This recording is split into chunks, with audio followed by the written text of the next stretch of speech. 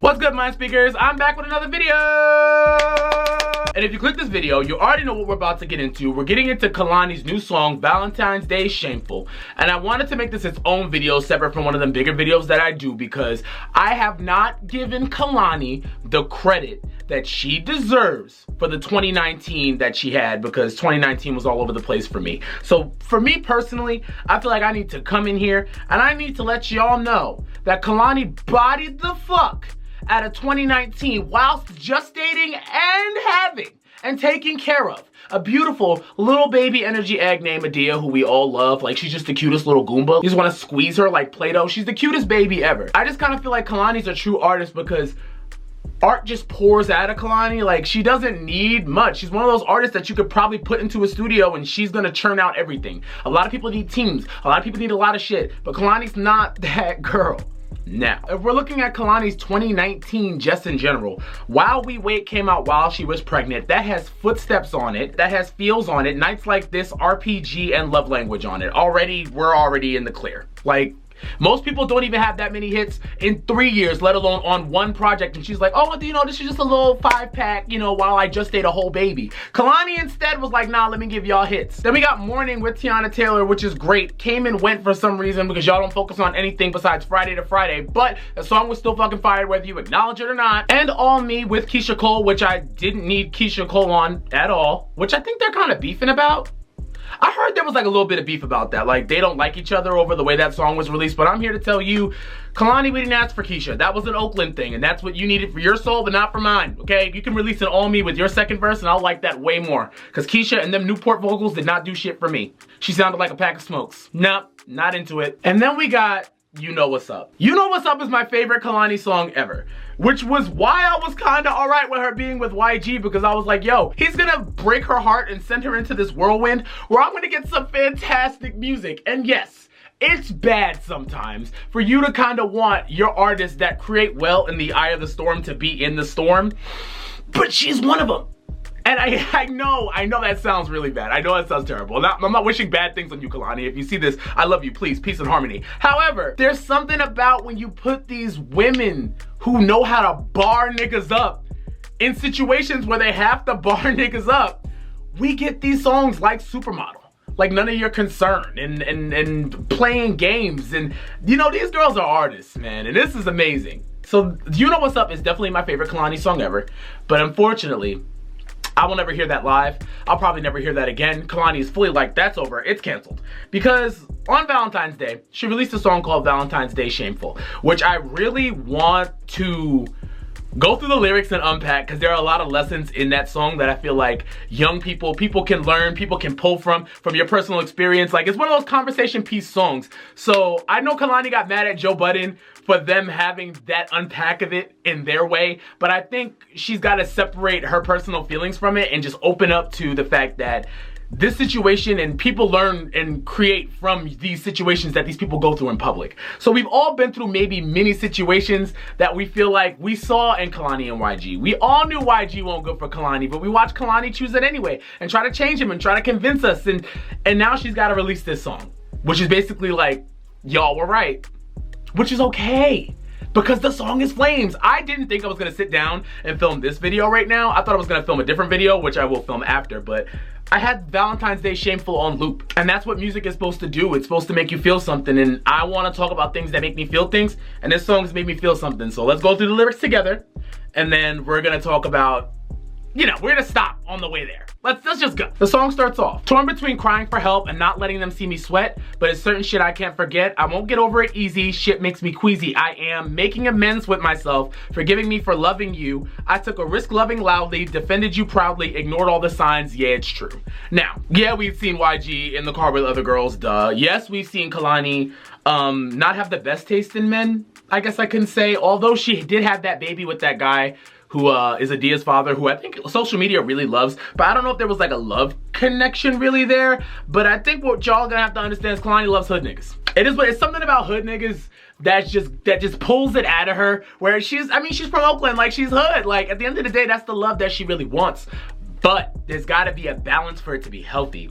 And she could tell, like, you could tell in the music, she knew everything that we knew, but I guess she was hoping that he could change or that she could change him. And she's a Taurus. And Tauruses do that. They swear that niggas are Play-Doh. Like, they could just mold you and make you into whatever they want.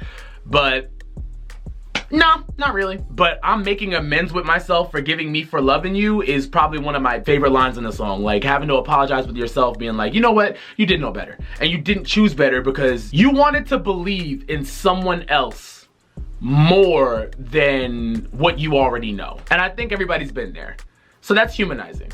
So I like that. And the immature me wishes that I could make it known that you should be left alone. Don't deserve words or thoughts from me. I can go heal on my own. And the immature me hopes the world sees just who you are. A facade only gets you so far. And I'm bigger than you, so I can't meet you where you are. I've been here too. Like, you know what? You don't deserve my words. Like, I don't need closure for you. I'm gonna go heal on my own. But there's a piece of me that also now believes that closure is not a theory. Like, do you believe in closure? Like, if this happens, do you need to say fuck you to YG to move on? Or can you just move on? Because I kind of feel like nothing's gonna heal that but time, whether you say something or whether you don't.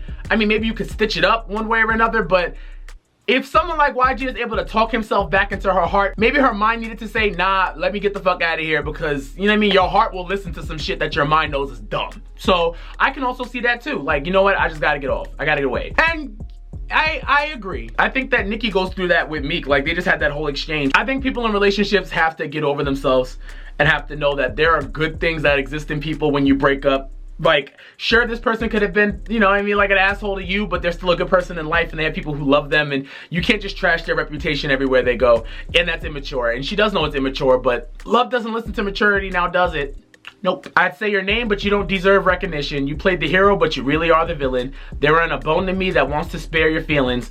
You called me crazy, but it was my intuition. Use me for status and the fame and recognition. It's fucking crazy what they do for recognition. I say your name, but you don't deserve recognition. I say your name, but I won't. Now, a lot of people have a problem with that. They're like, well, YG was famous before, so how does she think that? Calm down.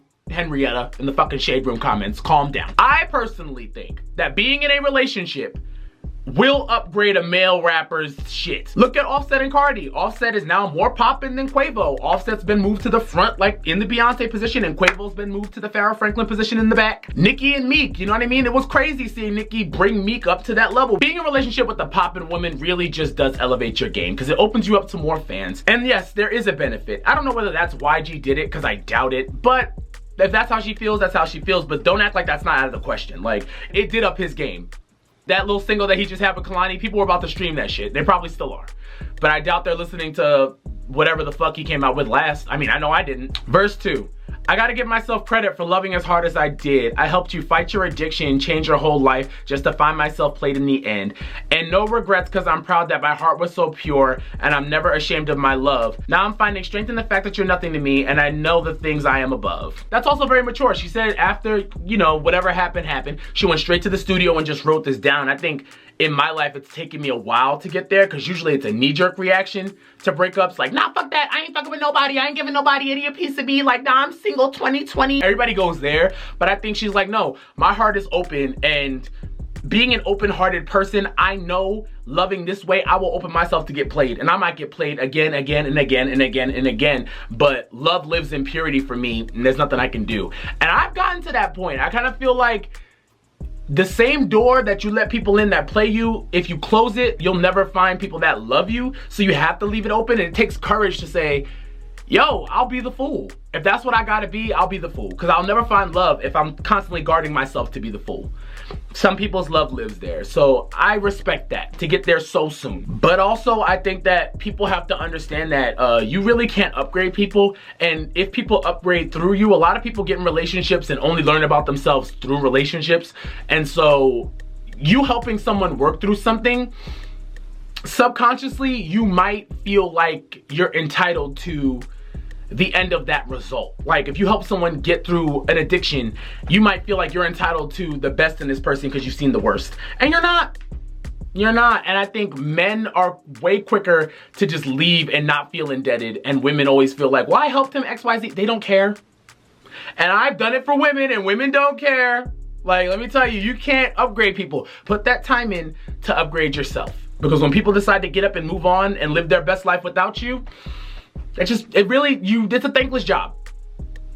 So Hard lesson to learn, but I feel like she's learned it. And then we've got the bridge. I always land on my feet, bounce back game, clean and neat. Wish I didn't check your text while you was asleep. I seen everything that I didn't want to see, that I needed to see, that I needed to be. Hope you live happily ever after with the bitch.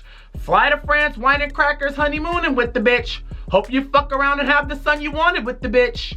Y'all might be soulmates after all of this. Out on the table, your friends and family, even your label.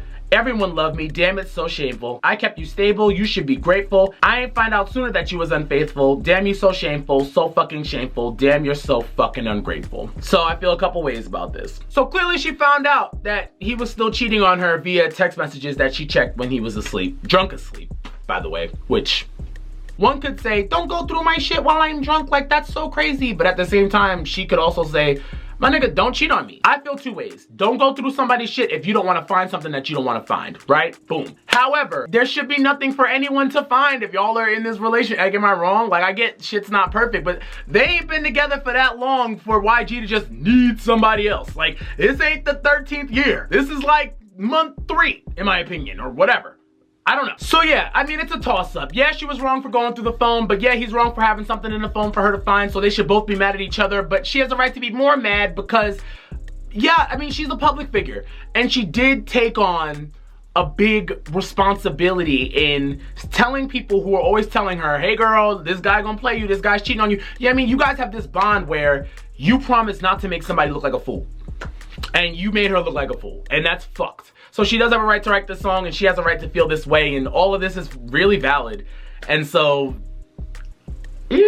let's wrap it up here. I love Kehlani, and I love Kalani's art.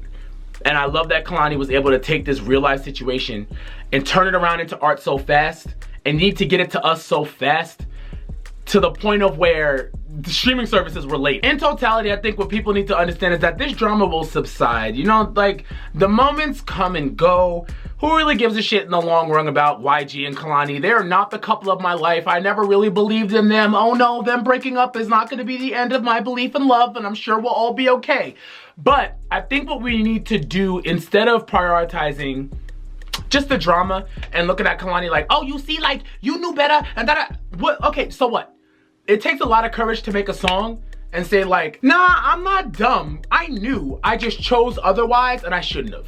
And that's kind of what the song is about. It's making peace with the fact that you chose to, against your own will, give somebody else the right to do right or wrong. And they didn't, and you gotta sometimes let people do that. Sometimes you gotta let people do right by you or wrong by you and make your decision. I'm just happy she finally made her decision. And we got somebody that took this horrible thing that happened in their life, because this isn't really cool, you know what I mean? Like, if this was us, we'd be devastated, and was able to turn it around into art in a couple of hours.